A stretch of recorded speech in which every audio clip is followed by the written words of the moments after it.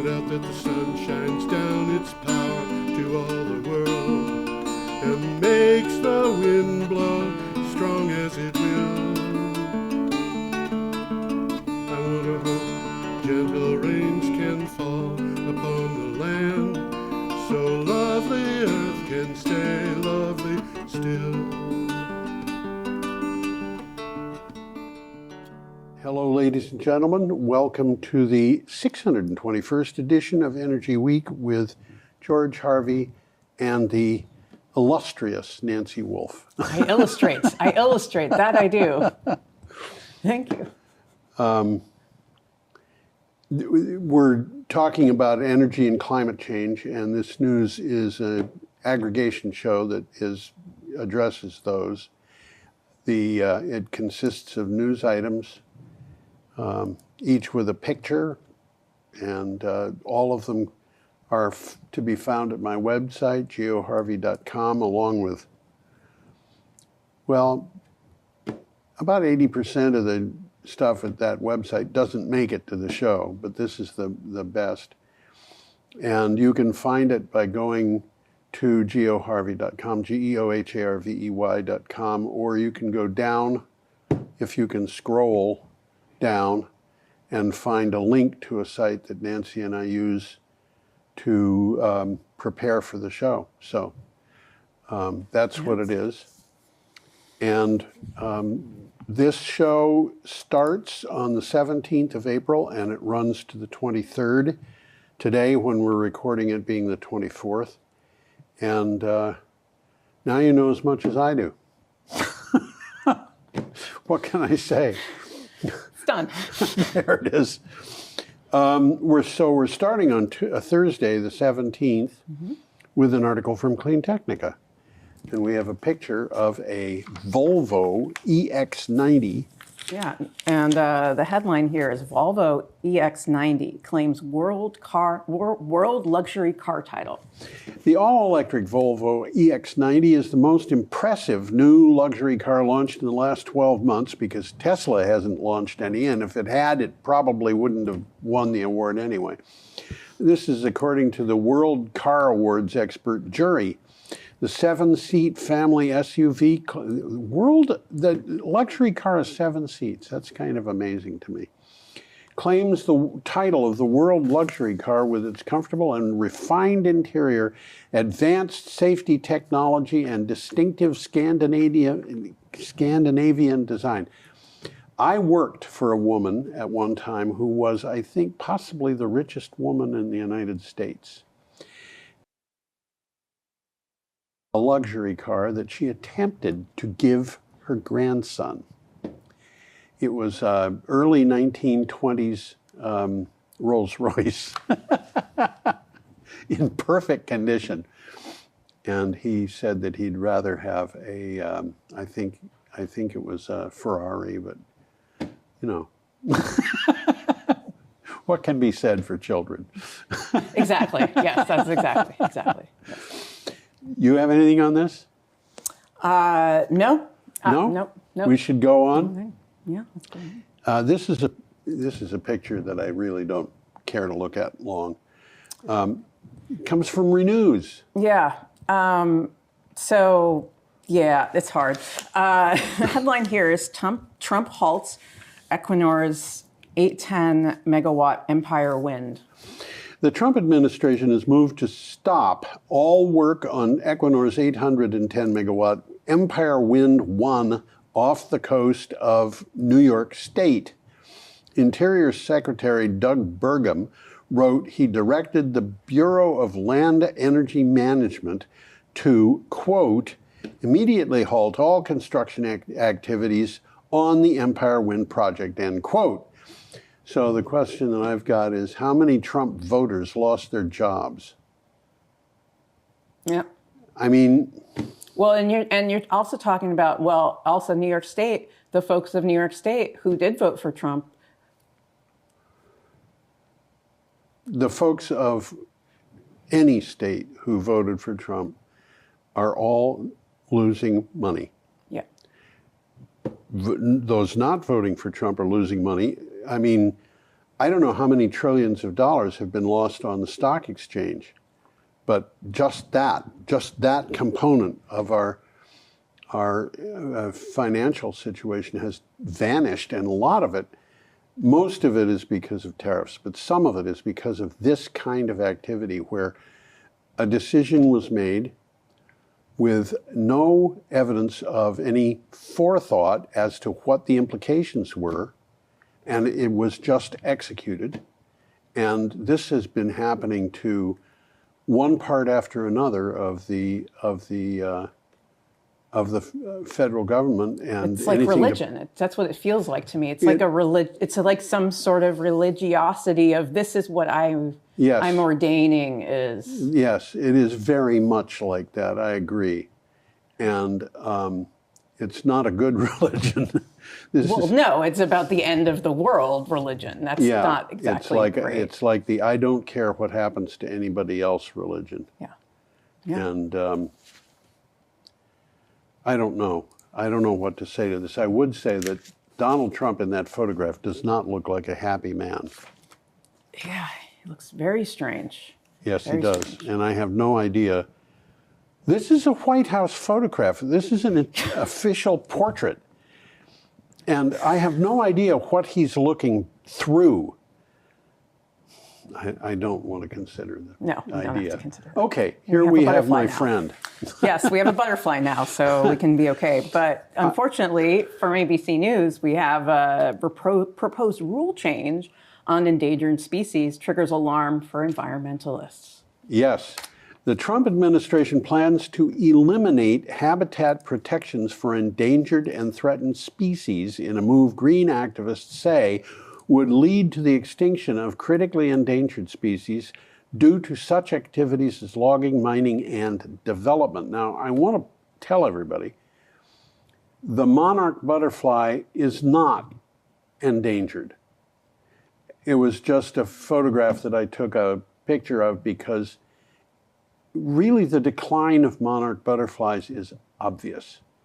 And a lot of that is because of insecticides, and I think of the changes that have gone on through my life with insecticides coming along and things like that. When I was a kid, I lived west of Chicago, about 35 miles west of Chicago. I lived in 3 different municipalities, 2 towns and 1 city, all on the Fox River, which runs north and south, all in Kane County. And I was never in a place where I never lived in a place where I was more than a walk from cornfields. And I remember those cornfields, and I remember teachers, one teacher in particular, talking to kids. About a third of their parents were farmers. About a third of them lived on farms. And she said there are 3 crops that were really hard on the soil. One was corn, another was tobacco, and the third was cotton. And I remember that one of the kids came in and his father was really mad that the teacher had said this because he grew corn. And the teacher said, well, I'm not saying he shouldn't grow corn or that there's anything wrong with growing corn. I'm just saying that you have to take extra care of the soil. In those days, we could walk in the summer to any place where there was milkweed and find monarch butterflies or their caterpillars or whatever, clear evidence that they had been there. And today, we've got people in Brattleboro are very reluctant to remove milkweed because they know that monarch butterflies depend on this. And how often do you see monarch butterflies? I don't see very many. But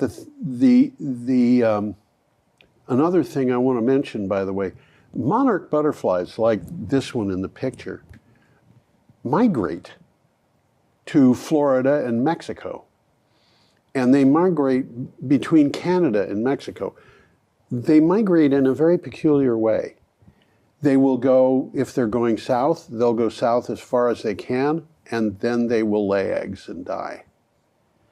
The new generation comes along and it continues the migration.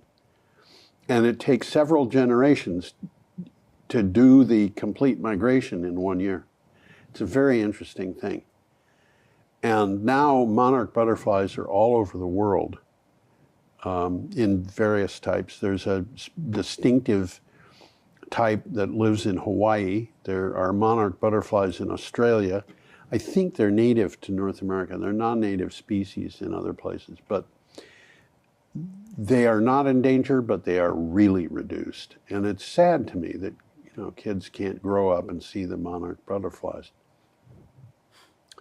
Okay, we're up to Friday, April 18th, and we have a picture of Governor Kathy Hochul. Yep. And an article from Renews. Yeah, so New York governor to fight Trump empire stoppage. This refers to the article that we were just talking about. Yeah. New York Governor Kathy Hochul pledged to fight U.S. government's move to halt construction on Equinor's 810 megawatt Empire One project.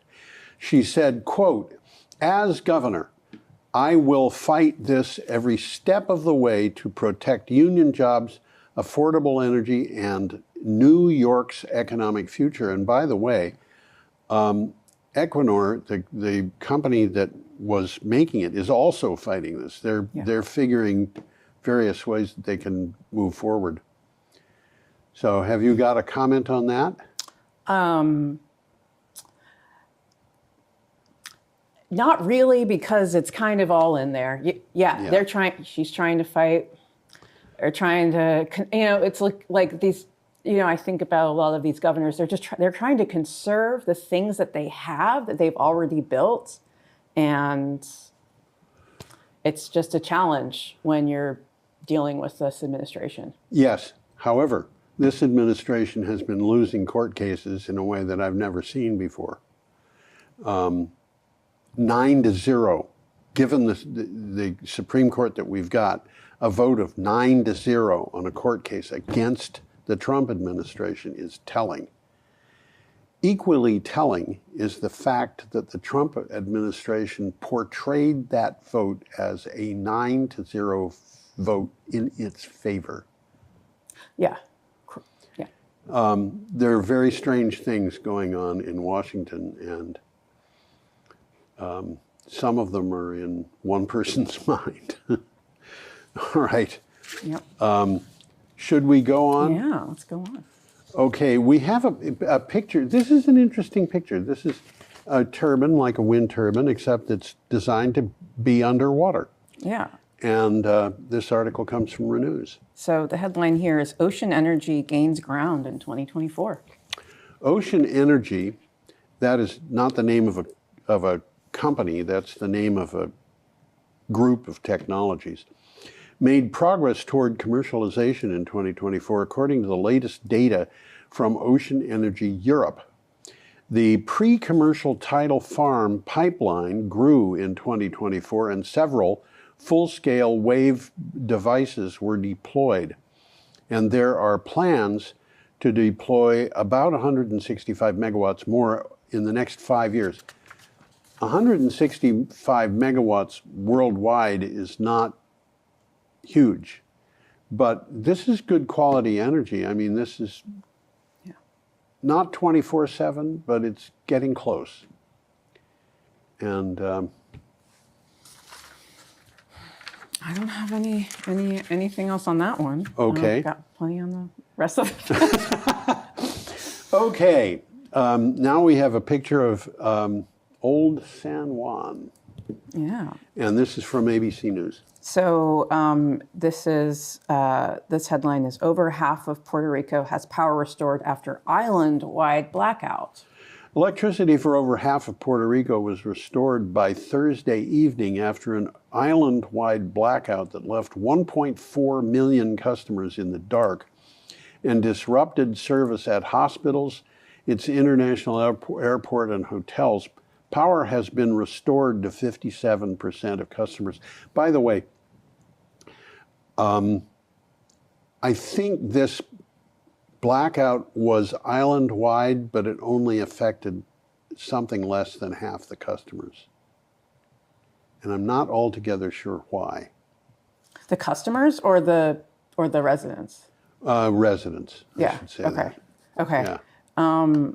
Well, the situation in Puerto Rico with energy is so complicated because you have PREPA. It's a complicated situation because you have one body that's deciding what this country will do, or this protectorate, or this, it's a lot of people putting controls on what a population of people can do. And there have been lots of, since honestly, for maybe 8 years or so, basically the last time Trump was elected, there was this huge hurricane, Yeah. and the power went out. And,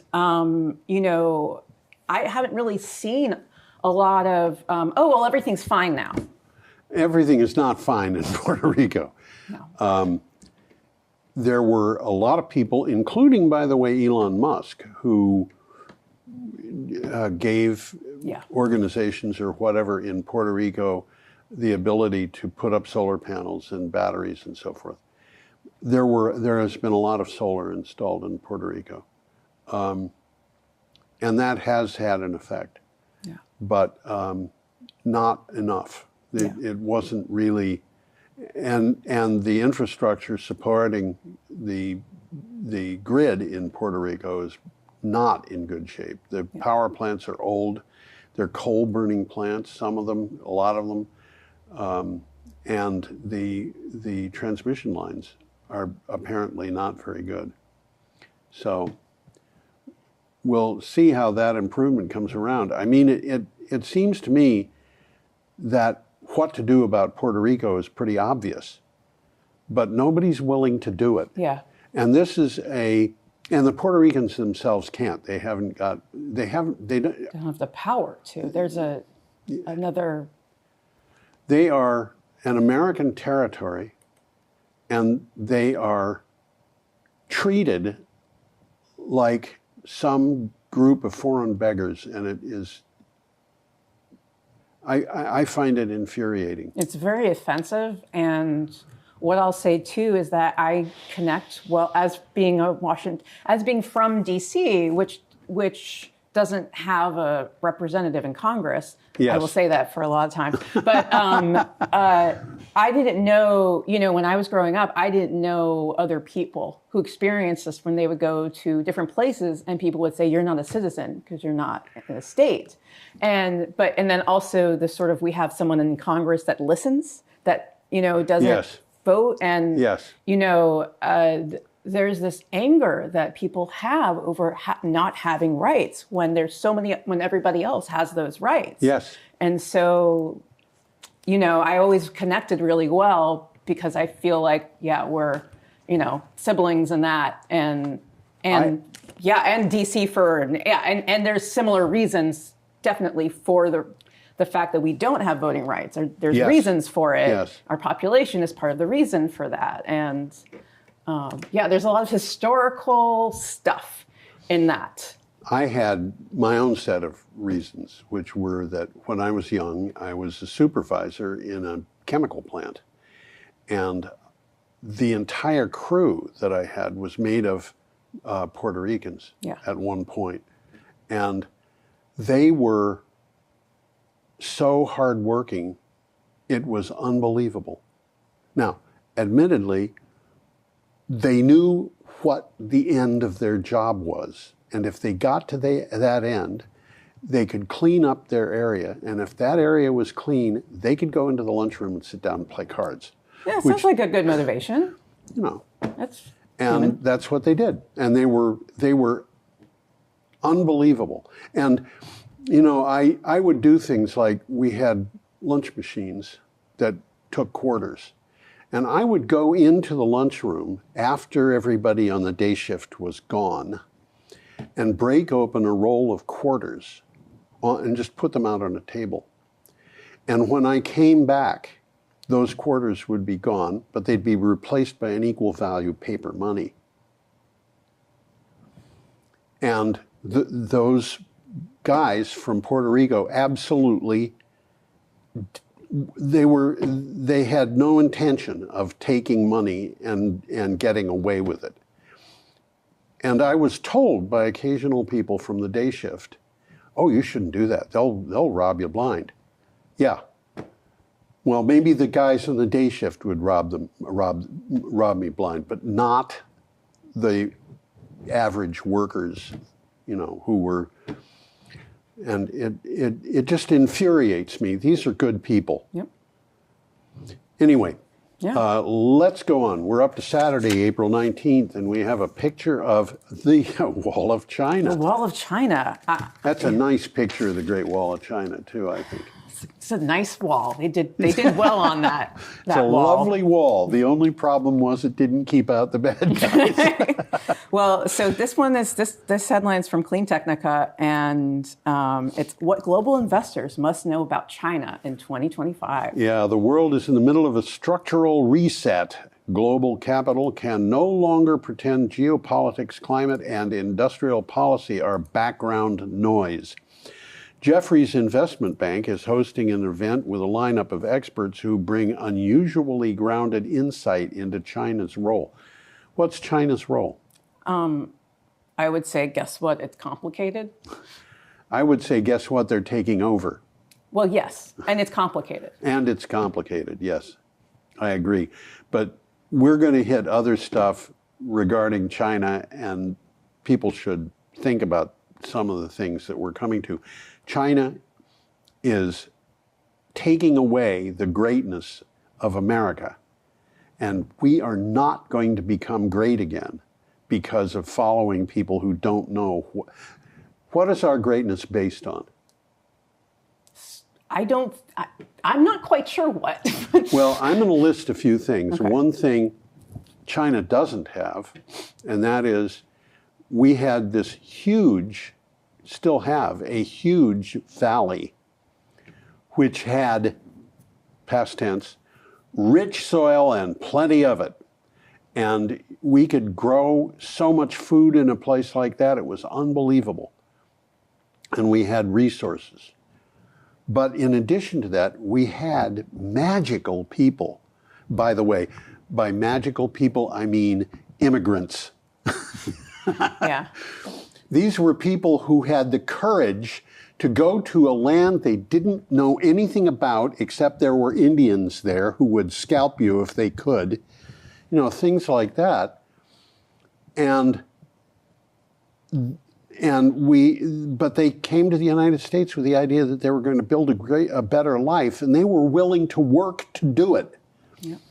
And then, there are a host of other things that made America great. The fact that we were fighting for democracy, equality among people, regardless of what family they were born into. Right. This was all important, and that was what made America great. And I was never in the military. My father, however, my father and mother were living in Honolulu when Pearl Harbor was bombed. My father's ship was in Pearl Harbor. Did I tell you that my grandfather was also at Pearl Harbor with my grandmother? I didn't know that. Oh, yeah. They lived in Hawaii, 1945. They stayed, and I have this beautiful photo of them. They're just they're basically newlyweds in 1945, and they're just like in Hawaii, like living there. They were like, oh, well, we didn't really want to leave. It was really nice. We had this wonderful, apartment, and the landlady did our laundry, and it was, they might have been my parents' next door neighbors. Yeah, except my mother left Hawaii right after the bombing because my father and mother agreed. And my father was on destroyer-class vessels that were assigned to the Pacific for the entire war. He had 13 battle stars, which was the highest number of any human being in the Pacific. And for those who know what it means, he was on Corregidor Island on foot the day before the Marines landed. Okay, we have to. I know I could say so much more on this, but we have to go. Yep. Yep. Okay. Oh, so fascinating, this one. Okay. Yeah. This is from AOL, and we have a picture here of. Well, we can explain it if, we'll have to explain if it, somebody wants. This is a. Oh, right, the LCAP. Yes. Yeah. Yep. So, the headline here is high efficiency energy storage device. Researchers have created technology for high performance supercapacitors. It could mean, and I want to say could, I want to point that out, better, faster, and more stable energy supplies, especially where the consistent power is hard to come by. A nickel foam improves both how much energy it can be stored and how quickly it can be delivered. And this technology is attached. They're actually putting supercapacitors on solar panels themselves. So this is an interesting design. The picture doesn't show that, but what the picture does show is how the capacitor functions. Yeah, I thought it was fascinating, supercapacitors. My issue, well, I don't have an issue with it, but it's just, will the U.S. support this kind of thing, or is it against our national interests of not helping the environment? I have no idea. I mean, but what if it would help somebody? That's why that's against. Since it would help people, would it be against the administration? Because well, if it's in favor of the administration, it won't do any good because the administration is consistently doing things against itself. Yeah. I'm at a loss to explain that, but I don't think the situation we're in is going to last forever, and scientists will continue to try to develop these. If they can't do it in the United States, they will do it elsewhere. But this is the thing: it feels like this whole what's happening right now is the separation of Europe and the U.S. I mean, I know, look, the separation of Europe and the U.S., but extremely as if they're two different planets. Yeah, that's right. It's as if they're two different planets, and the things that we're doing in the United States are putting the United States at odds with everybody else. Yeah. It's putting the United States government at odds with probably well over half the people in the country. And I don't know. A lot of us have lost their jobs. A lot of people lost their jobs. And I've forgotten the man's name who was sent to El Salvador by mistake. Yeah. And they won't bring him back. They won't bring him back. They don't know where he is, first of all, right? They have no idea. Well, or they say they don't know. Yeah. I think they know. But the Supreme Court told them to bring him back, and they said, we don't know what you're talking about, basically. And I have a feeling that the Supreme Court is getting very upset at Donald Trump and his administration, and I don't see how this can last. So you're right. Okay, let's go on. We have a picture here that looks to me like the colors were adjusted. Yeah, there's something here. There's something very orange about that cloud. Right. Well, so this is from the BBC. Yeah. And the headline here is how climate change could affect arsenic in rice. Yeah, rice is a staple food for over half the global population. It is consumed on a daily basis by more people than either wheat or maize. So it is with some concern that scientists have unveiled a finding, which is, as carbon emissions rise and the Earth continues to warm, the levels of arsenic in rice are also rising. Bad. This is very bad. Very bad. But there is a note on this article that tells you how to reduce the arsenic in the rice you prepare. And it's not difficult. It's an easy thing. You parboil the rice for 5 minutes, and then you finish in different water. But yeah, this is very bad. And this kind of thing is going to happen again elsewhere. It's just everybody eats rice. Like everybody eats rice. Except me. Yeah, maybe fewer Americans eat rice, but everywhere else in the world, in the globe, eats rice. I eat a little rice. I eat a lot more rice than I do corn, because I don't eat corn. Yeah, I don't really. I eat like summer corn from the, at the fair. That's one thing, but everything else, 95% of the American corn is GMO corn, and it's loaded with things that I don't want. I mean, but it's also like we lived at Brattleboro and tasting all these foods as they are from the ground is just so it just tastes so much better. I think to myself, how do people go back to strawberries? How do you go back to not having fresh strawberries? Yes. Yeah. Okay, we're up to Sunday, April 20th. And this is one of the most exciting articles I've seen in a long time. It's from Clean Technica. I'm sorry that picture is so boring, but it is.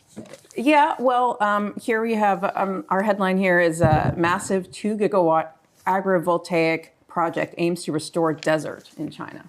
China is leaning on agrivoltaic projects to help tamp down dust storms in its desert, halt growing desertification, and restore vegetation while generating clean electricity. A 2 gigawatt project, that's big. Part of a larger 100 gigawatt project, that it is the 100 gigawatt system is 3 miles wide and 250 miles long. This is, I mean, that would be a 3 mile wide solar project that stretches from Brattleboro, Vermont to Atlantic City, New Jersey. And it's due to the first 2 gigawatt part of it is due, which is only 2% of it, is due to be finished this year. But this is what they're doing. Yeah. And that is part of the Chinese Great Green Wall, by the way. Okay. Yep. I'm going to go on. Yeah. We have a picture of a snowy egret. Yeah. And this is from ABC News. Yeah, so Everglades, the headline is Everglades restoration would protect Florida Keys while scientists watch for drought. The Everglades is more than just swamps, fan boats, and alligators. The restoration efforts impact more than the land between the Florida's east and west coasts. High salt levels during dry periods can have fatal consequences for the plants and animals living in the region. Yeah, you got to keep up the work. They got to keep doing that restoration. Just got to keep doing it. I don't know what to say about this. I don't think that 100 years from now Florida is going to exist. Yeah, probably not. So I think we're going to have to, we have to do more work though. That's no question. All right, I'm going to continue going on. We have an item from The Investor. Yeah, so this headline is Vietnam's exclusive economic zone has over 1,000 gigawatts of wind power potential. This is just Vietnam. No, lots of places have wind power potential like this. Vietnam's exclusive economic zone has a wind potential of 1,068 gigawatts, nearly 470 gigawatts more than had been thought earlier, according to the National Center for Hydrometeorological Forecasting. The UN Development Program and the Norwegian Embassy. That's hard to imagine, the Norwegian Embassy in Vietnam. But those two organizations support this. I can imagine the Norwegian Embassy supporting it, though. Yes. Norwegians, they're great. They like a good offshore wind power in Vietnam. That's great. Yeah, you go. They're very they're great. Yeah, my ancestor was a Viking, and by golly, we can do anything. Well, my ethics professor in college was Norwegian, and yeah. The area that I lived in Illinois, which is not far west of Chicago, in that county there were, I believe, still people with Norwegian accents even though they were not born in Norway and didn't speak Norwegian. They just learned Norwegian in English in villages that are, towns that had So many Norwegians in them. yeah, so many Norwegians. Okay, we're up to Monday, April 21st, and we have an item from Clean Technica. That is a picture of Shanghai. Yeah. So the headline here from Clean Technica is China's coal generation dropped 5% year over year in quarter one as electricity demand increased. This is not a joke. This is real. Yep. China's coal-fired electricity generation took an unexpectedly sharp turn downward in the first quarter of 2025. Coal generation fell by about 4.7% year over year, while the electricity demand actually went up by 1%. Complicating this, actually causing this to a certain extent, is an explosive growth of solar PV. And the note that I have on this is this probably reflects on an actual change in the market and not a temporary swing. Oh, definitely not a temporary swing. I mean, we're talking about coal here. And this was some of the issues that China had before is that they're, building more coal plants. We don't like that. But, all I have to say here is if Trump wants coal, China doesn't necessarily want coal. He's not necessarily in the market, understanding what the market is. China might be understanding what the market is, and maybe they'll make some decision based on this. But just because coal is what someone wants doesn't mean that's what people are going to buy. Yes, and Donald Trump drove 6 different companies that he owned into bankruptcy. Yeah. 3 of which were casinos, at least 3. How do you bankrupt a casino? You don't have to answer that question. Right, but it's a whole bunch of. It's everything that he's done in his last term was wrong, and now he's doing it with a vengeance. Yeah. And the logic, very, he said Trump digs coal, and he said that over and over again. And during the 4 years he was in office, a third of the coal miners in the United States lost their jobs. A lot of them got their jobs back again under Joe Biden, by the way. Yeah, that's what's so strange. Well, Joe Biden figured out that he could see a bunch of coal miners hired by shipping the coal overseas to answer demand. But, the world demand for coal is going down. Yeah. Yep. Okay, I like this next story. The photograph is a picture of it looks like a bee on a flower. It's a hoverfly on a flower, which is a different kind of insect. This is from BBC. Yeah, so the headline here is Wildlife Trusts Call to Protect Hoverfly Heroes. Yeah. 2 NGOs said hoverflies are the second most significant pollinator after bees. And by the way, these insects are all over the world. There's 6,000 species of hoverflies.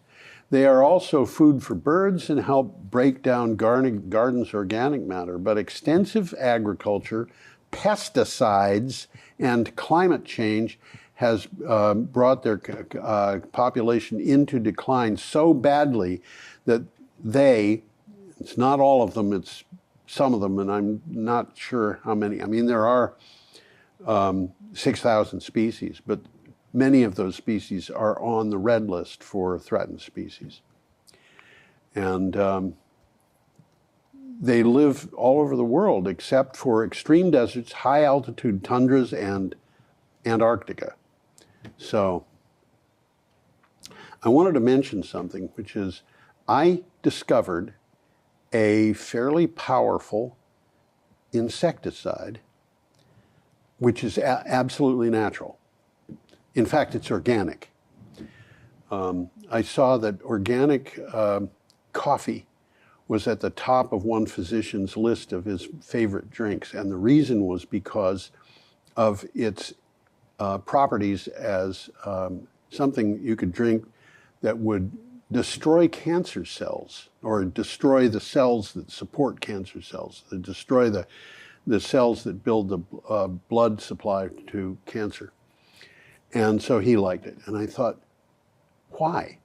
So I looked it up, and it turns out that the substance that does this is called chlorogenic acid, and it is something the coffee makes to as a response to insect predation. And I thought, that stuff is either killing the insects or it's discouraging them strongly in some other way. I had 2 lime trees that had scale on them. And one choice was to clean the scale off, probably repeatedly during the course of the winter, which meant that I would have to wipe both sides of every leaf and all the twigs. But instead of doing that, I left them alone and put in the water that came, the rinse water that came when I cleaned out my coffee maker. And the scale disappeared over the winter. Now, maybe that says something, maybe it doesn't. You know, I'm going to have to experiment more, but there it is. Should we go on? Yeah. Okay. Good.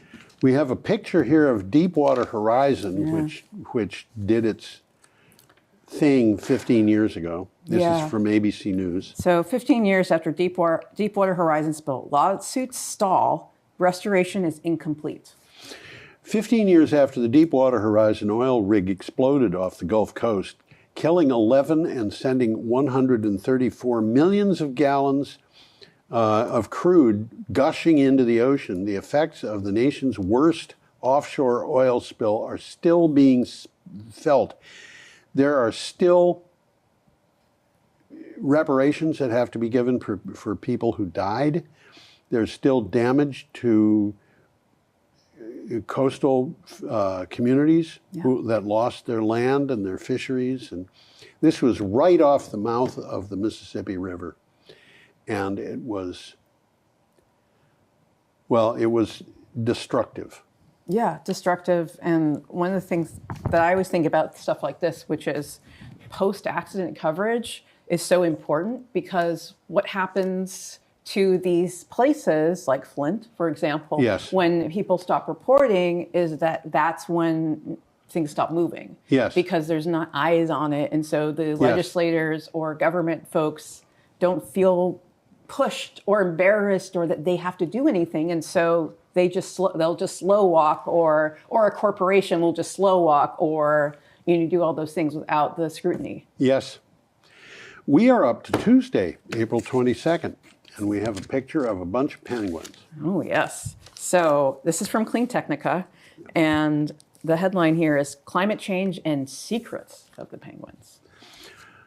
Awareness of climate change started to change about 20 years ago when National Geographic released March of the Penguins, which was a movie. Now National Geographic is releasing Secrets of the Penguins. It's a good time to take stock of how sentiment on climate change and sustainable technology is evolving. And I think the political situation in the United States today is largely, and in fact the war in Ukraine, I think also, what's happening is that some people are saying we have to stop using fossil fuels.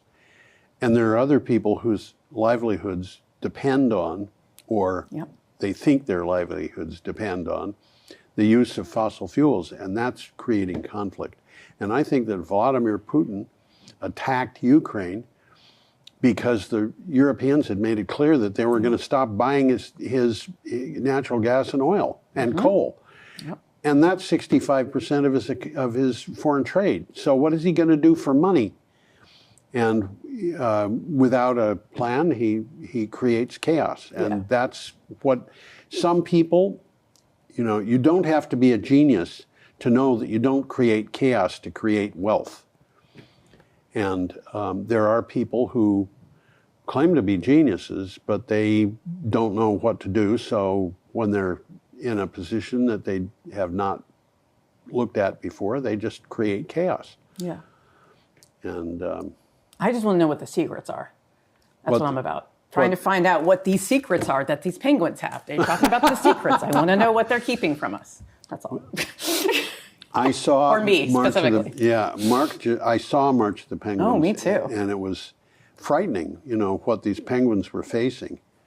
But by the way, penguins live not just on Antarctica, but some different species live well far north. In fact, some of them almost to the equator.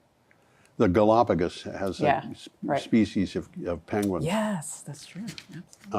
Okay. Let's go on now. Now, this returns us. We mentioned coral earlier, didn't we? Yeah. Did we in this show? Maybe we didn't. I don't remember. I think not as I look at my note here. Okay. This is coral. Yeah, the we're picture. going to talk about coral now. And this is from ABC News. Thermo-resistant supercorals offer hope amid climate change. The reason I thought that we had mentioned this before is because there was news today, which we're not reporting today. We're going to be reporting that next week, and we will refer back to the story. Well over 80% of the world's corals are bleaching. Now, coral bleaching does not kill the coral unless it goes on. If it goes on, that's a serious problem. Coral bleaching happens when the algae in the coral are ejected or die. Let me read the synopsis. A possible biological treasure chest of coral found in a lagoon off a remote island in the South Pacific, this sounds very romantic, appear to be surviving extreme heat caused by climate change, according to scientists. The coral live in a semi-enclosed lagoon. I don't know what a semi-enclosed lagoon is, because I'm trying to find it in some way. yeah, where the water is far warmer than the ocean beyond. Actually, this is a lagoon that has a channel to the rest of the ocean. So it's not, it's like a peninsula, except that it's water. It is not an island of water, it's a peninsula of water that connects. And so you can get from the lagoon to the ocean. But the coral are surviving warm temperatures, and they're already working on taking this coral and moving it into other parts of the world. So,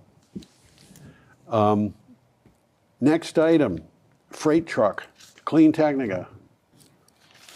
I'm excited about this one. Oh, are you? Freight electrification report, a strategic blueprint for U.S. truck charging. Electrification of freight trucking has become a central strategic challenge for decarbonization. Transportation is now the leading source of greenhouse gas emissions in the United States, more than electricity generation, and the freight trucking is a large part of that problem. So that, by the way, is not an electric truck. That is a diesel-powered truck. The tank under the cab gives it away. Yeah, that's true. So I think it's a good place to focus on with the continued Amazonization of society. Yes. Sadly, in most cities, coming closer to Brattleboro every moment, right? It's important. I mean, this is a lot of people around in cities receive everything or so much of their stuff in this way. So it's so ubiquitous. It's so important that it has to be. Yeah, and we would be better off figuring out a different way to do things. Yes. Yeah. Okay. Should we move on, or do you have more to say about this? That's what I have to say. We're up to Wednesday, April 23rd, and we have a picture of wind turbines and an article from Renews. This one's also pretty interesting. Poll reveals business tipping point on renewables. A landmark global poll has found that 97% of business leaders at mid-size and large companies support a transition away from fossil fuels toward renewable electricity. Excuse me. More than half of executives said they would relocate their operations to countries or supply chains to countries with better access to renewable power.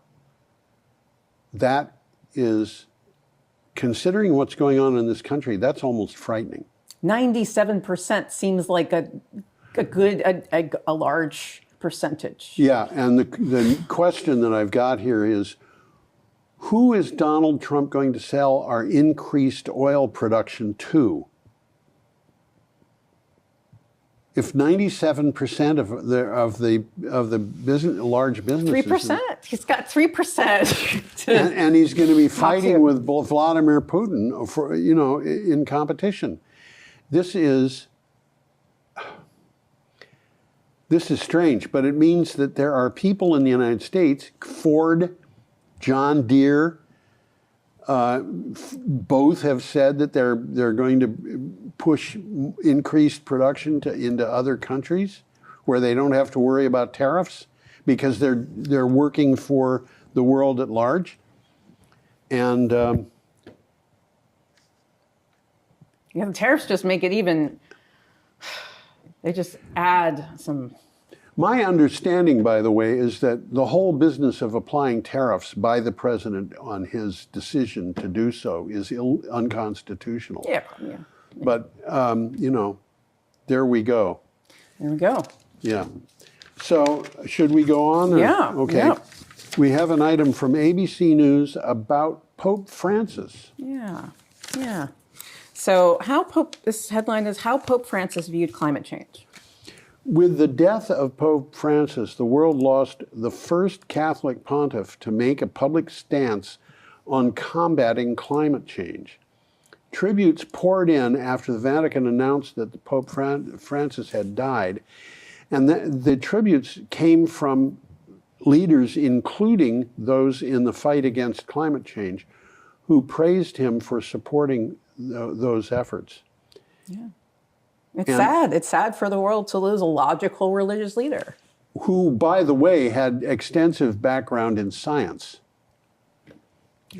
Logic. Yeah. Science, logic, religion. It's so nice when it's all integrated. He was a Franciscan, and the Franciscans, as I understand it, not being Catholic even, but I understand that the Franciscans traditionally have backgrounds in things in addition to religion. They're kind of like patent attorneys in that respect.